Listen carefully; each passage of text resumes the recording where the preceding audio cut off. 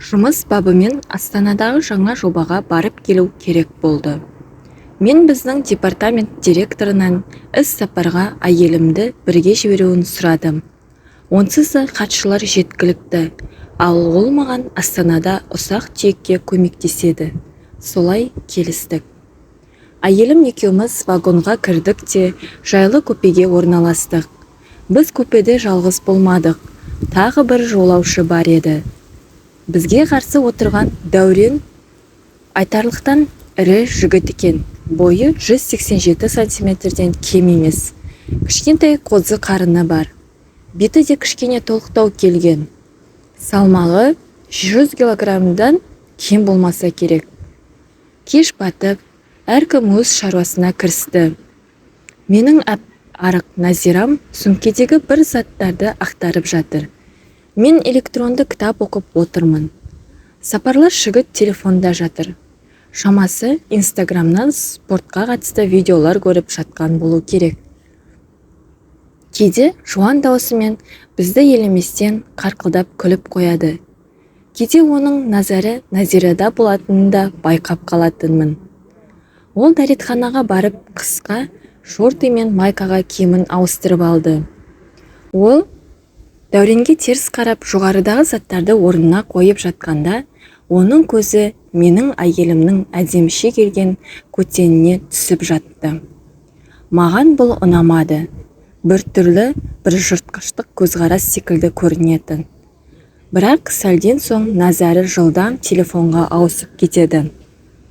Бірге Дәурен сұқ саусағым жоғары көтеріп, бізге өзіне жақсы бір идея келгенді білдірді. Әлде ойына бірдеңе түсіп кетті екен. Бір кезде кішігірім спорт сөмкесінен бір бөтелке виски алып шықты. Маркасы есімде жоқ. Глен бірдеңе деген. 3 пластик стакан алып, қалай, танысамыз ба? Деп сұрады да жауап күтпестен ішімдікті құя бастады. Ой, кеш батып кетпеді ме? Деді Назира. Маған құймаңыз, дедім мен. Жастар-ау, сендерге не болған? Мені жалғыз қалдырасыңдар ма? Сендердің жастарыңда мен денсаулығымды аямадым, ал мында бір бар болғаны 0,5 бөтелке. Бізді сөзімізді құлағына да ілмей, бәрімізге құйды да стаканды қолымызға ұстатты.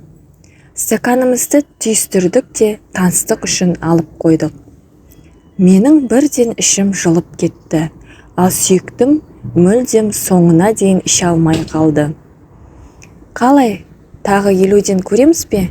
Сөзін жұтып сөйлеп, тағы да 50 грамм алуды ұсынды.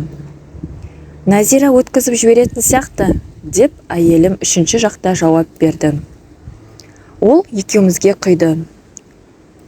Оның алдында ыңғайсыздау болғасын, оны жалғыз қалдырмайын деп шештім. Ішіп жібердік. Виски басыма тиді. Сәл басым айналғандай болды. Әңгіме айта бастады. Дәурен өзі туралы айтты. Ол бодибилдингпен айналысқан екен. Ауыр темірлерді көтерген Азия чемпионы. Телефонды қолымызға беріп сайыстарын көрсетті. Біз туралы да білді. Менің жасым 26-да. Назира 23-те екенін, бірге жұмыс істейтінімізді айттым. Дәурен спорттық өміріндегі түрлі жайттарды айтып, арасында күлдіріп отырды. Дәурен ішімдікті қайта-қайта құйып отыр. Біздің ортамыз қыза түсті. Отырыстың басында сезінген қолайсыздық қазір жоқ болды. Көңілді отырып, бірімізден соң біріміз анекдот айта бастадық. Назира әзілге жоқ екен. Біз оның әзілін емес, оның қалай айтып отырғанына күліп отырмыз. Оған Назираның өзі де мәз. Бәрі кезек-кезек дәретханаға шығып келіп отыр. Назира бірнеше рет барып келді. Кейін Дәурен. Мен тұруға ыңғайлағанымда, көбірек ішіп қойғанымды түсіндім. Аяғыма әзер тұрғанымда үстелдің астында бір емес, 2 бірдей бос бөтелке тұрғанын көзім шалды. Ал үстелде тұрғаны 3-ші болуы керек. Осынша көп ішкеніміз ұнамай, ішімнен тыржиып қалдым. Қалғандары маған назар аударып та отырған жоқ. Назира маған қарап, бәрі дұрыс па? деп сұрады. Сендер көп ішіп қоймадыңдар ма? Деп түсініксіздеу айттым. Негізгі ойым Дәурен бізге неге сонша көп құйғаның меңзеу еді. Бірақ ойым жинақталмай қойды. Я, жарайды, деді Назира бетін тыжырайтып. Дәретханаға бар, деді де Дәуренмен айтып отырған әңгімесіне қайта кірісті.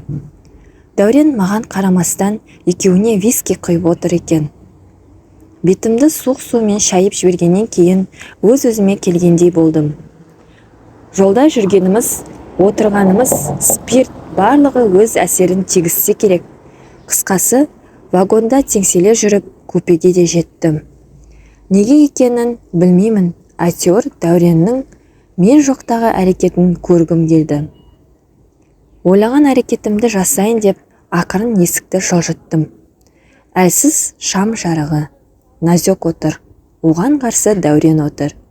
Әлі де әңгіме айтып отыр екен. Я, массаждың курсын өттім. Мойын мен иықтың айналасында жақсы жұмыс істеймін. Иығың мен мойныңа жасап берейін, деп ойда жоқта Дәурен ұсыныс айтты. Ішімде бірдеңе дір ете қалды. Әйелімнің қарсылығын күтіп тұр едім. Оның орнына ол, білмеймін, негізі мойным ауырып тұрмаған сияқты. Күйеуім де қазір келер. Ішкен адам дұрыс түсінбей жүрсе. Хе-хе, боқ қарынның күлкісін естідім. Мен денеңді емес, мойныңды уқалаймын ғой. Сосын мойынды тек ауырған уқалау керек деген жоқ. Жиналған тұзды таратып тұру керек. Жарайды. Мас даусымен жаным келісімін берді. Әрі қарай купеде керуеттің тырсылына ұқсайтын бір дауыстар естілді. Міне, мына жерге отыр, деді Дәурен. Керуеттің тырсылы, сосын тыныштық. Бірер сәттен соң әйелімнің даусы анығырақ, оның ауыр дем алғаны естілді. Ох, қолың жақсы екен, деді ол. Тағы да 3-4 минут өтті. Сенің күйеуің көпке айналды ғой, деді Дәурен. Шынымен, оған бірдеңе болып қалған жоқ па екен? Барып қарап келу керек, деді Назёк. Оған не болсын? Көп болса басы айналып құсып жатқан болар. Қазір келер, әрі қарай жалғастыра берейік, деді ол. Мен ештеңе түсінер емеспін. Осы уақытқа дейін оларға кіре алмай тұрмын. Тіпті оларға қарауға да бірдеңе жібермей тұр. Кеудемде жүрегім қатты соғып, басым айналып, ең қызығы мүшем тұрып кетті. Қызық, мынау қайдан шыққан нәрсе? Бөтен еркектің әйеліме массаж жасағанын есту мені қоздырып тұр, деп ойладым. Мына тоқтату керек. Мен мүмкіндігінше әдеттегідей кіруге тырыстым. Есікті ашып, Дәуренге арқасын беріп отырған әйелімді көрдім. Дәурен болса сәл түпке қарай отырып, аяғымен әйелімді орап отыр. Әйелімнің қолының оның үлкен аяғының үстінде жатыр. Оның майкасы мен лифчигінің жіптері түскен. Дәурен иығына массаж жасап отыр. Оның еріндері әйелімнің құлағына жақын тұр. Еріндері сәл ашылған және арасында ыстық демінен құлағына үрлеп қояды. О, бауырым, ұзаққа айналдың ғой, деді дәу жігіт. Не істеп отырсыңдар, деп сабырлы үнмен сұрадым. Әйелім көзін ашып, жаным, маған Дәурен массаж жасап бергісі келді. Ол курстан өткен екен, сертификаты бар массажист, деді Назира. Сосын, қалайсың, бәрі жақсы ма, деп сұрады. Я, жақсымын, дедім де, вагон ресторанға барып келдім, деп қоса салдым. Жарайды, қазір кішкенеден отыра тұр, ол әлі 5 минуттай уқалайды, деді көзін жартылай ашып. Мен осы оқиғада өзімді бір тұтқын секілді сезіндім. Мен оларды тоқтатқым келмеді. Оған қоса бұл жағдай маған ұнамады. Мен қарсы орынға отырдым да қарап отырдым. Басқа істерге амалым болмады. Дәурен саспастан маған қарап әңгімесін жалғастыра берді. Әйеліме тіпті назар аударып отырмаған кейіп танытып. Ол менен немен айналысатынымды туралы сұрап, мен сөйлетіп жібергені сонша жұмысым туралы тереңнен айта бастадым. Мен оған жұмысымның істеп көрмеген адам түсінбейтін жақтарын айта бастадым. Ал ол болса түсінген адамдай бас изеп отыр. Соған дейін оның қолы әйелімнің омыртқасына да төмендеп үлгерді. Ол уқалауды тоқтатпады. Ал әйелім болса көзін жұмып, артқа шалқайған күйі оның иығына басын қойды. Әйелім қолымен оның аяғын сәл ғана қыса түсті. Мен не болып жатқан түсінбей отырмын. Оған қоса төсекке жатып қатты қателестім. Ішімдік пен жолдың әсерінен тез масайып, ұйқыға тартып кетті. Әңгімем де түсініксіздеу болып барады. Солай біз осының бәрін демалыс бойы жасадық, әйтпесе үлгірмей қалушы едік, дедім мен. Аха, деп жауап берді Дәурен. Мен көзімді жұмып, әңгімемді жалғастыра бердім. Бірақ сөзімнің арасындағы үзілістер ұзара берді. Түсінікті. Маған бір сөздер естілді. Ал мен жауап бердім тағы да үзіліс. Мені ұйқыға кеттім. Көзім қарауытып жатып, сыбырлап шыққан бір сөздерді естідім. Оның мазасын алмайық, шашып қалыпты, деді сабырмен Дәурен. Қараңғыда бір тырсылды естідім де, менің үстіме жабылған көрпені сездім. Оны жоғарыға көтеріп тастайын ба? Деді, сұрады Дәурен. Тек абайлап көтермесең, деді әйелім. Қарсы келетін күшім болған да жоқ. Анау дәу жігіт мені оп-оңай көтеріп алды да жоғарыға жатқыза салды. Оған қоса қабырғаға бұрып қойды. Енді жатамыз ба? Деді Назира. Бірінші арқаға массажды бітіріп тастайық, сосын орнымызға қайтамыз, деді Дәурен. Саған ұнап жатыр ма? Аха, деп жауап берді Назира. Міне, өзіңнің төсегіңе жатсаң да болады. Ыңғайлы болу үшін майкаңды шешіп таста, сосын сол жерде ұйықтай саласың. Жарайды, кішкене тарсылдар естілді. Мен жартылай ғана түсініп жатырмын. Қатты ұйқым келіп жатыр, кейде ұйықтап кетіп те жаттым. Аха, бір сәтте әйелім күлді. Біз олай келіспедік. Жарайды енді, саған ұнап жатыр ғой, деді дәу жігіт. Аха, Дәурен, қойшы. Көтіме тек күйеуім массаж жасайды. Қойшы, дененің кез келген бөлігінде бұлшық ет бар, деген дауысы естілді. Кейін тағы да тарсыл, сосын бірдеңе шешілгендей болды. Сыбыр. Мен кері бұрылып, төменде не болып жатқанын қараймын деп шештім. Бірақ еш нәрсе көрмедім. Ойыма олардың екеуі де астымда жатыр деген ой келді. Бірақ неге Дәуреннің аяғы көрінбейді? Тағы да ұйқыға кеттім. Әйелімнің сәл айқайынан оянып кеттім. Тоқта, керек емес, мен келіспедім ғой. Әйелім үнін өшірді де ақырын тарсылдар басталды. Әрбір тарсылдан әйелімнің дауысы қаттырақ шыға бастады. Үндеме, әйтпесе күйеуіңді оятамыз. Күнтимеңді уқалағанда рақаттанып жатқанды өзің айттың ғой, деп сыбырлады Дәурен. Түсініксіз бірдеңе айтып жатыр әйелім. Жүрегім тарсылдап соға кетті. Белгісіз бір қорқыныш болды. Бірақ төменге түсуге батпадым. Маған мұндай екі ұдай сәтте қалу қорқынышты болды. Мас әйелімді онымен қалдырып кеткеніме өзім кінәлімін. Бірақ төменде сұмдық бірдеңе болып жатыр. Тах, бұл дауыстардың арасында үзіліс болды. Ана дәудің төменде әйелімді итеріп жатқанын түсіндім. Бір сәтте күтпеген жерден мен қатты қозғанымды байқадым. Шалбарыма қолымды салып, сәл мүшемді қыса бастадым. Басымды төсектің басына апарып, төменде не болып жатқанын қараңғыда көруге тырыстым. Қараңғыдан көзім түк көрер емес. Дәудің әйелімнің үстіндегі бейнесі қараңдайды. Бір жарығы бар елді мекеннің қасынан өтіп барамыз. Мен оның әйелімнің бетіне ұстап, өзінің мүшесін оған ақырын әрі жылдам қозғалыспен кіргізіп жатқанын көрдім. Деп ыңырсып жатыр әйелім. Айқайламаймын десең, қолымды аламын. Келістік пе? Деп сұрады ол. Әйелім басын изеді. Үлкен машина. Әйелімнің бетіне қолын алды. Құдай-ау деп сыбырлады. қандай үлкен еді.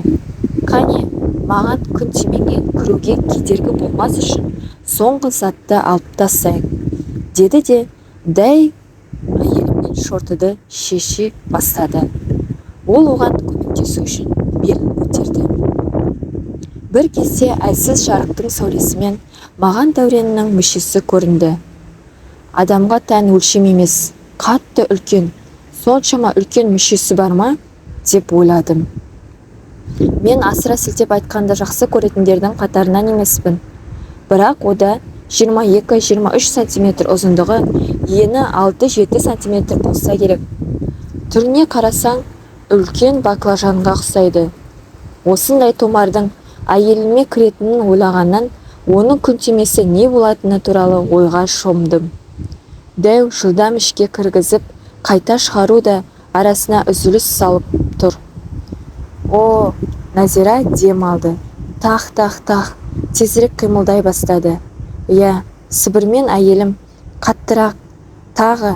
Бір кезде дәу әйеліме еңкейді. Еріндердің сорысқан дауысы естілді. Олар сонда бір құштарлықпен сүйісіп жатыр. Ол әйелімнің аяғын айқара ашып жіберді де, менің алдымнан аяғын қызғылт түспен бояған әйелімнің тырнақтары көрінді. Аяқтары ерсілі-қарсылы ойнақшып жатыр. Ах, я, тағы, қаттырақ, о, ыңырсып жатыр әйелім. Итерші мені, я. Ұнайма қаншық, деп сұрады. Я, тоқтамашы. Тақ. Олардан дененің бірінен жанысқандағы дыбысы шыға бастады. Терезе буланып, көпе ыстықтап кетті. Олар қаттырақ әрі жиірек дем ала бастады. Тіпті мені оянып кетеді деген қаупі де жоқ секілді. Я, мен өмірімде бұлай рахаттанып көрмедім. Итерші мені, мен сендікпін, қазір бітіремін.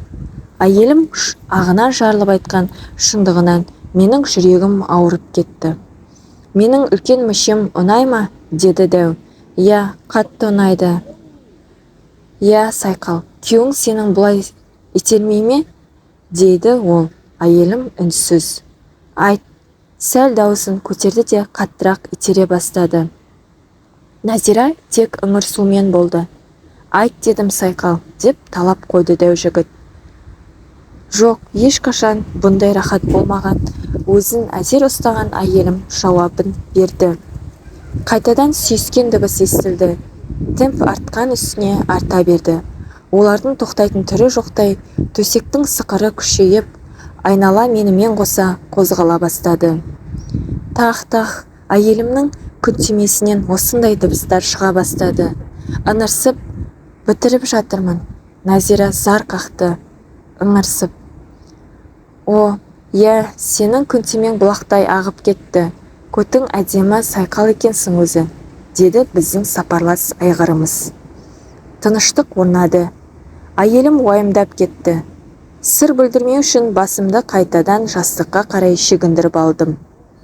Көзімді сығырайтып қарасам, әйелім мені ұйықтап жатырғаным тексергендей қарап тұр екен. Ол жалаңаш денесін не болса да көрсетпейін дегендей көрпемен орап тұрды. Бір кезде Дәурен оның артынан келді де иығынан қысып құлағынан сүйді. Қалай ойлайсың, ол бізді естіді ме, деді әйелім. Ол тойғанша ішіп алды, оны қазір ештеңе де оятпайды, деп Дәурен оны көндіруге тырысты. Вагон ресторанға кеттік, демімізді басып, ес жиып қайтайық, кофе ішейік. Білмеймін, әйелім ойланып тұрып, қазір жатып ұйықтағанымыз дұрыс болар. Өзің біл, менің қарным аш, барып тамақ ішемін, деді де дәу киініп алып шығып кетті. Бірер минуттан соң әйелім орнынан тұрып, өзін ретке келтірді. Мені қатты қоздыратын қысқа қызыл түсті халатын киіп көпеден шығып кетті. Мен уайымнан өліп кетердей болып, енді не істерімді ойланып жаттым.